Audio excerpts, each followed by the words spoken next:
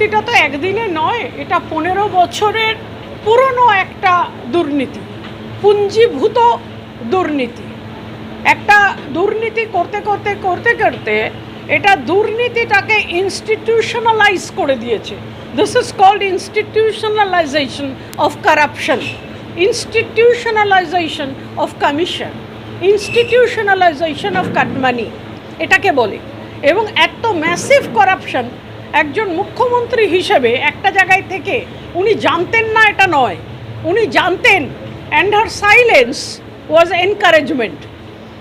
উনি যখন জাহাঙ্গীর, উনি যখন শওকত মোল্লার মতো লোককে গ্যারেন্টি দিচ্ছেন, তাদের প্রোটেকশন গ্যারেন্টি দিচ্ছেন, উনি যখন এই সমস্ত খারাপ লোকেদের একটা জায়গায় বসবাস করতে দিচ্ছেন, ভালো থাকতে দিচ্ছেন, ভালো খেতে দিচ্ছেন, সমাজের মাঝখানে ঘুরে বেড়াবার সাহস দিচ্ছেন, পুলিশকে আটকাচ্ছেন, অ্যারেস্ট হচ্ছে না, তাতে বোঝা যায় যে এই দুর্নীতিগ্রস্ত এই যে একটা ইনস্টিটিউশন, এর মাথার কিন্তু উনি ছিলেন মুখ্যী রানী, দুর্নীতির মুখ্যী রানী। আজকে তো বললে হবে না, আজকে তো বললে হবে না যে আমি জানি না।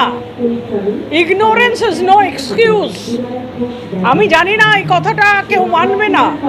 ওনার চোখের সামনে হয়েছে, কয়লা থেকে আরম্ভ করে আপনারা তো জানেন, বালি, কয়লা, মাটি, লটারি, এগুলো আপনারা জানেন।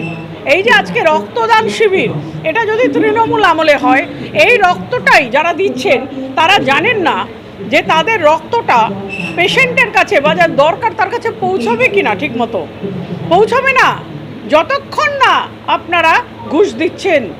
মৃতদেহের ওপর পা দিয়ে ঘুষ চাইছে, শ্মশানে পুরোতে দেয় না। দ্যাট ইজ তৃণমূল সরকার।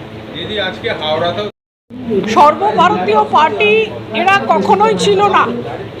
বাংলার বাইরে সিট তো নেই, বুঝলাম, সম্মানও নেই, সম্মানও নেই। আপনি বিভিন্ন জায়গায় যখন যাবেন, সে গুজরাটে যান, রাজস্থানে যান, আপনি মধ্যপ্রদেশে যান, ছিচি করে, ছিচি করে। সাধারণ মানুষের সঙ্গে কথা বললে দেখা যায় বাংলা নিয়ে ছিচি করে।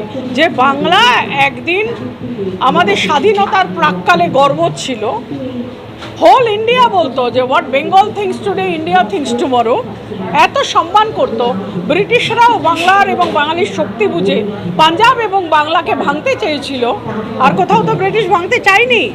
তো এই যে আমাদের শক্তি ছিল, সমস্ত শেষ হয়ে গেছে। আপনি এয়ারপোর্টে নেমে বা হাওড়া স্টেশনে নেমে তৃণমূল আমলে যদি শহরে ঢোকার চেষ্টা করেন, কোথাও রবীন্দ্রনাথের ছবি পাবেন না, কোথাও স্বামী বিবেকানন্দর ছবি পাবেন না, কোথাও রামকৃষ্ণদেব, মা শারদার ছবি পাবেন না। আপনি শুধু মুখ্যমন্ত্রী মমতা বন্দ্যোপাধ্যায়ের ছবি দেখতে পেতেন।